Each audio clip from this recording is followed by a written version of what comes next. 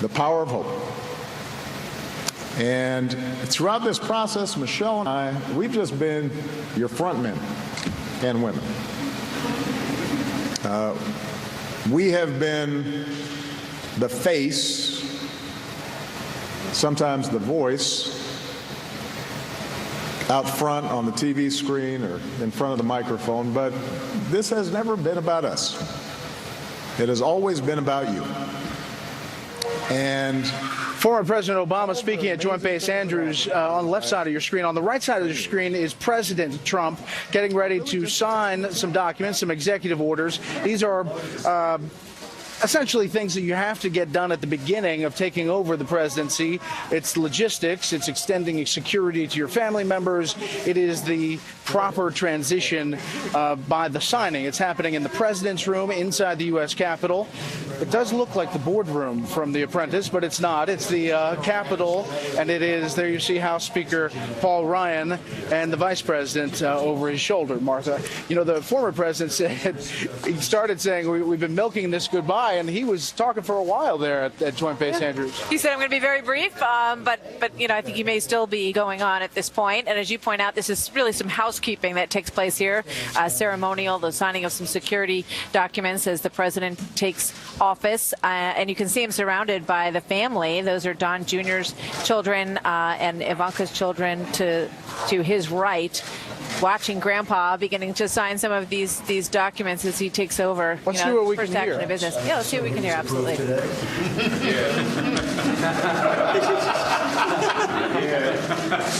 It's coming though, right, Chuck?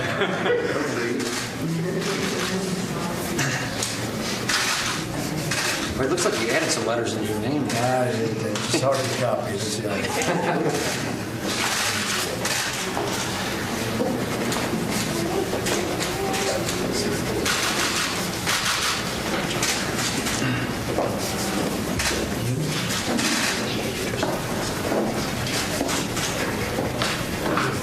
It's beautiful children. Keep pushing it back over. That's okay.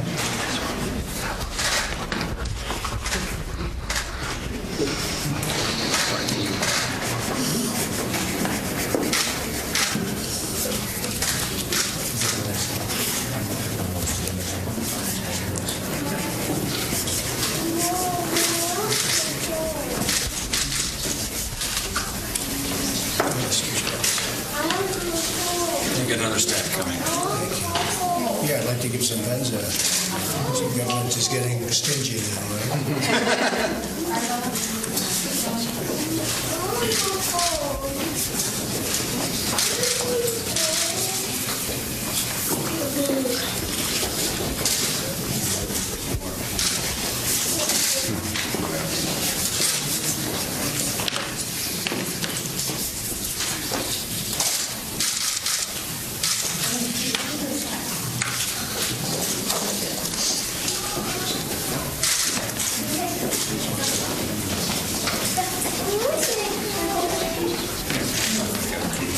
Come on up. Oh, good.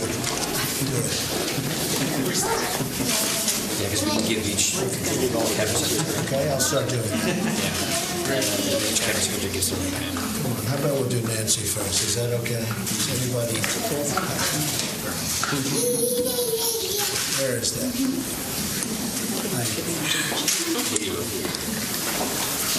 It's Arabella.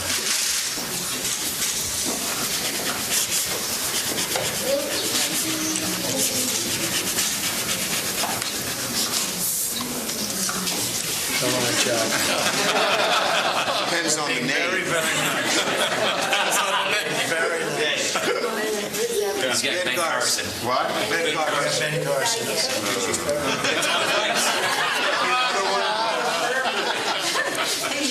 Like Tom Price. Tom Price. But she doesn't get a vote. Look at it. Did you get Tom Price? You know, he's going to be terrific, and he's going to get approved, but I'll give you a different one. Come here. I'll give you a lane. Do you want a lane? Okay.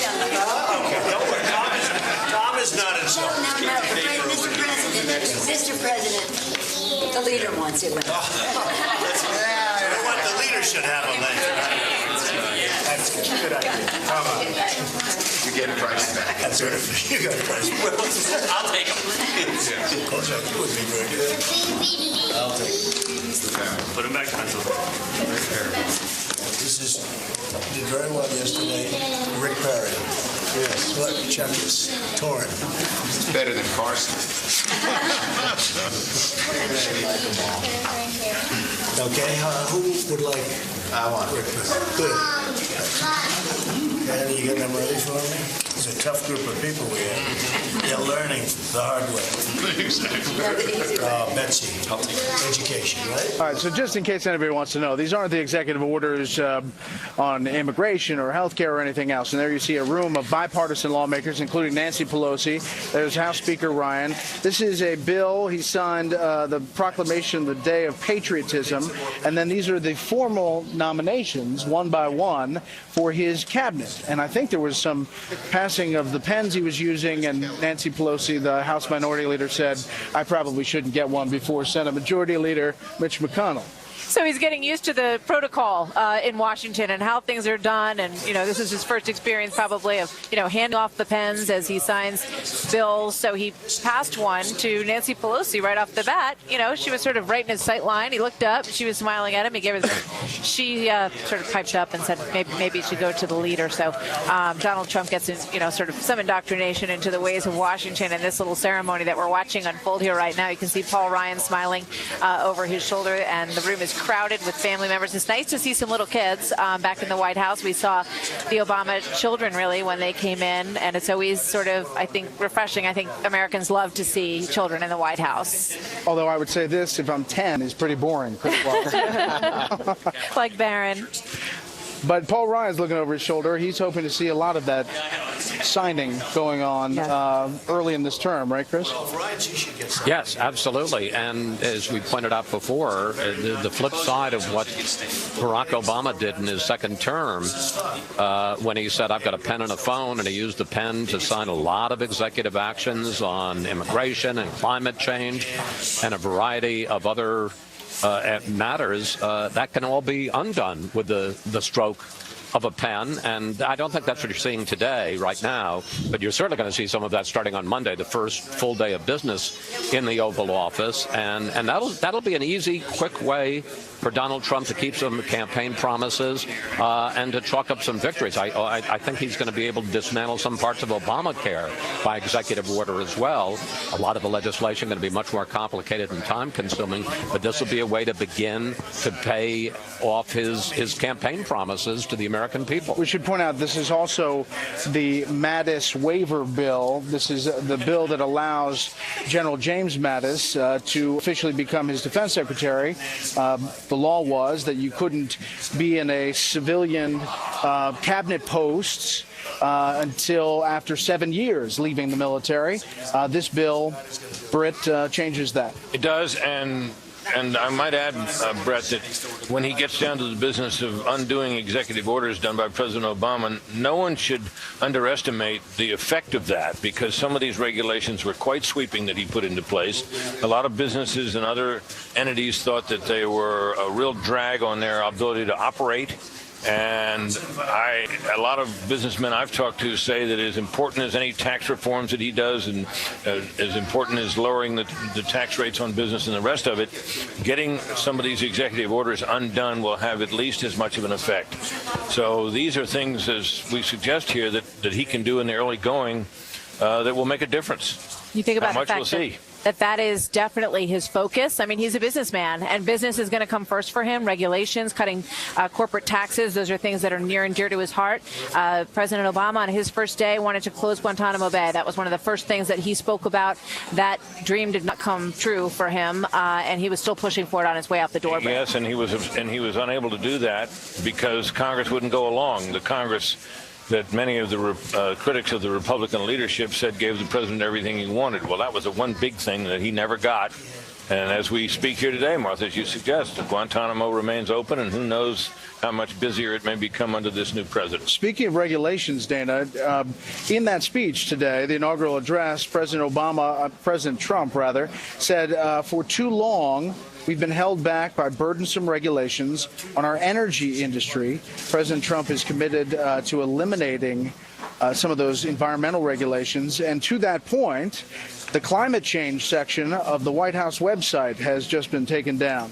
Might be getting a redo, something tells me. By the way, Brett, I might note that the new POTUS Twitter account is up. So far, no tweets, but nearly 4 million followers. Meantime, the old one, the Donald J. Trump website, remains up, still has its 20 million followers. We're told that we they will will await the first presidential tweet. We're told that they will transfer over, is what we're being told. Well, that'll be good for a lot of the followers, I'm sure. We will be the first to bring you the first presidential tweet. Yeah. I bet you it won't be long. I think that there's something to be said about the environmental and conservation policies of this president. You haven't heard a lot about that, but it really does get to the heart of when we're talking about rural America in particular. For example, the Obama administration had been very aggressive with one rule in particular called Waters of the United States. The acronym is WOTUS. And if you talk to any agricultural group, or if you talk to ag states from Alabama up to the southeast, you have Sonny Perdue of Georgia, who will be the USDA secretary if he's confirmed, up to dairy country and out to the west. Waters of the United States became this huge issue about how these farmers would be able to use their land in order to produce all the wonderful things that we eat and that they export so that people around the world can be fed. And I do think that that rule, which ended up in court, as many of President Obama's environmental regulations did end up in court, because the Supreme Court even saying you do not have the authority to do that, I believe that that is now dead. And so you'll see the rural counties of America breathing a little sigh of relief today. All right, let's listen back in. They're wrapping up here.